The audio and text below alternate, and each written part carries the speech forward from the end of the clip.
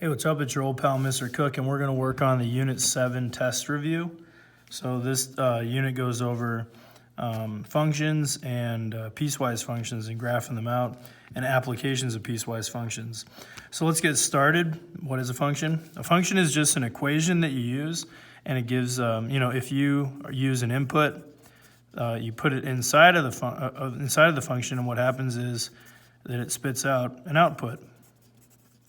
It's nothing new to you, it's just you're given a value and you plug it into the variables and you do some order of operations and then you get another value as an output.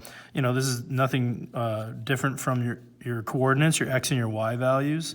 It's just that your x values are the input values and your y values are the output values. Okay? So a lot of this stuff should be familiar. It's just a new way to write the stuff out. Or, we even saw this in algebra, so it's not even that new. It's just kind of a review of it. So the new notation looks like this. This g of x thing, g parentheses x, I call it g of x, that's the way that you pronounce it, is equal to negative 4x minus 1. What this means is that this is just the name of it. This doesn't mean anything at all to you, okay? It's just that when we write it like this, it means that when you see an expression like this, g parentheses 5, it just means that 5 is your input. Okay, that's what this means. So you're going to put 5 in for wherever you see an x in the expression over here. Okay, so we plug in 5 for x and we get negative 4 times parentheses 5 minus 1. Then you just use your order of operations and solve it. So negative 4 times 5 is negative 20, and negative 20 minus 1 is negative 21. If you want to use your calculator to get a lot of these, it'll work, but I really highly recommend that you put parentheses around your input values, okay? When we get to some of the more complex ones, we'll see how that actually helps us out. And that'll be, a little bit of these later problems that we have. Anyways, so back onto this stuff over here. What this says is that we're taking the f function, which is this thing, and we're using negative 2 as my input. Okay, so if I'm going to take negative 2 and use it as the input, it becomes the x values in here. So I'm just going to rewrite this, parentheses, and then negative 2 plus 1 minus 3. And these bars right here are absolute values. You might remember those from algebra. What they do is they work like special parentheses. So you do the stuff that's inside the parentheses first. So that's what I need to do here. Negative 2 plus 1. Negative 2 plus 1 is negative 1. So then I just have these absolute value parentheses here, minus 3. What the absolute value does is that it takes the number that's inside of them, inside the absolute value, and no matter what, it turns it positive. So if it's already positive, it stays positive. But if it's negative like this, it turns it positive as well. So what's the positive version of negative 1? It's just positive 1. So the absolute values just turn that into a positive 1. So we have 1 minus 3, which is negative 2. So negative 2 is our answer here. This is just order of operations stuff. You were doing all of this, it looks like back in 7.1. So if you need some reference problems, just do some of the problems from 7.1. I think we'll probably get through all of number 3 on this video, and then we'll switch over to another one. Because number 3 is just arithmetic with functions. So you just literally do the operation that it asks you to do. So this f plus g of x, what this is asking you to do is to take the f function and add on the g function. This parentheses x, you have to remember this. It is not multiplying on this stuff. It just simply says that x is going to be the variable that you use at the very end, okay? So you're just leaving it in terms of x, in other words. So this does not mean multiplication. That's probably like the biggest mistake that I see kids make on these problems. This is not multiplying. Just forget about it for now, okay? All we're asking you to do is add the two functions together. So you just take the f function, which is 6x plus 1, so 6x plus 1, and then you add in the g function, which is 3x minus 4. Okay, so this involves you just combining like terms, so add up the x's. 6x and 3x adds together to make 9x. 1 and negative 4 adds together to make negative 3. And just like that, you're all done. 9x minus 3. That's the answer. That's what we ask you to do. Add the functions together. That's it. Remember, this x right here doesn't mean anything. Just ignore it, okay? Just do the operation that it's asking you to do.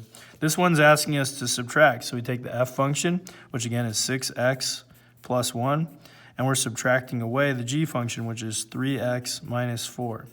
Now here's something that you need to remember when you're subtracting functions. When I subtract away the entire function, I need to make sure to put parentheses around it. It might not seem like a big deal, but this negative distributes into here and changes the signs on both of these. So you need to remember that it changes the signs for both and not just the 3x. So this turns into 6x plus 1 minus 3x, and then the negative times the negative is a positive, so that turns into a plus 4. Then we just combine like terms and we'll be all done. 6x minus 3x gives you 3x.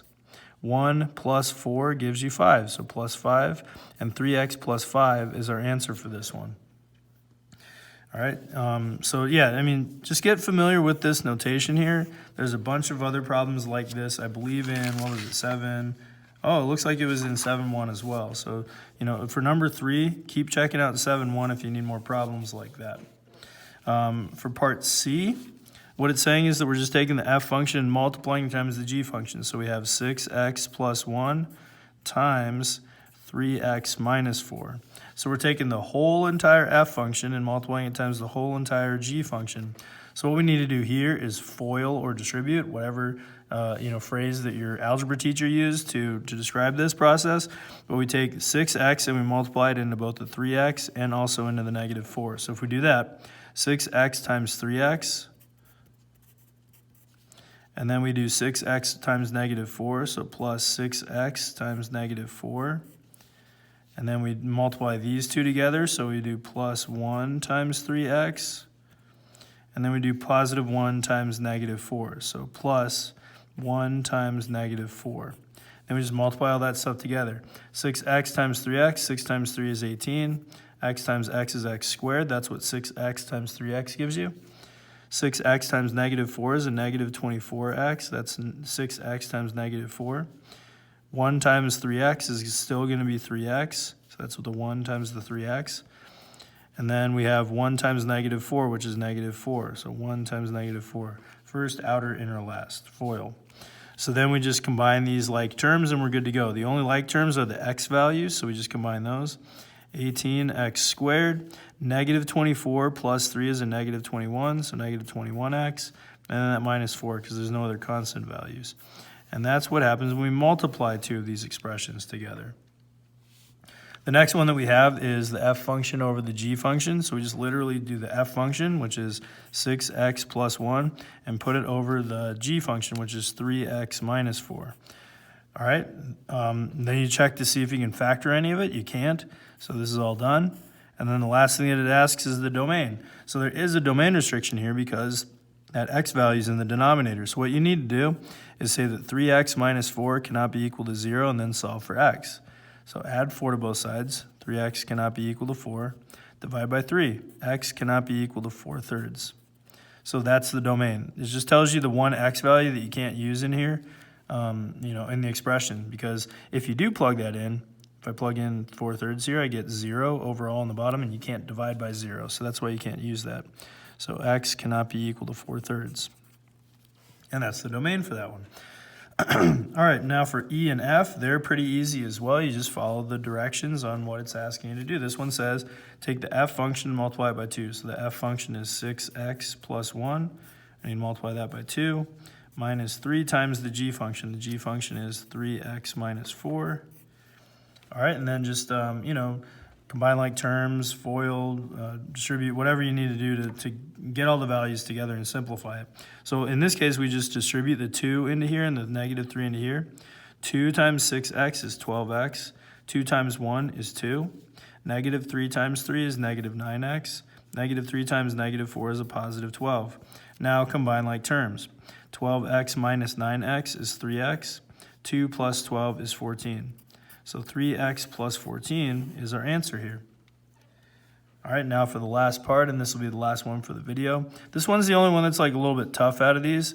You take the f function and the g function and you plug in this input value, x plus 2. So you just do it by pieces, okay? So the f function plus 2 times the g function. So it would look like this. The f function, which is 6x plus 1, plus 2 times the g function, which is 3x minus 4.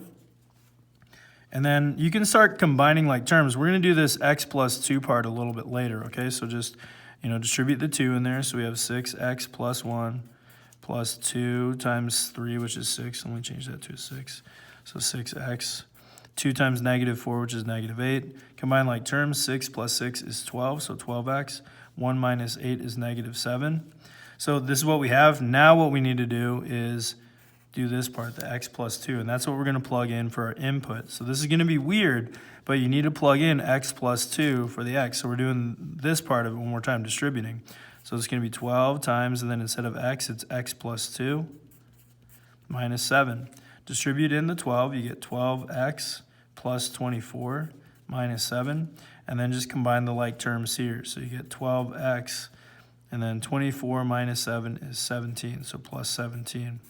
And that's the finished expression over there. So this one, like I said, is a challenge, and there is another way to do it. You can plug the x plus 2's into the original expressions first, but I think that this way is just a little bit easier. Just work through the problem as if you didn't have the x plus 2, and then plug the x plus 2 part in afterwards.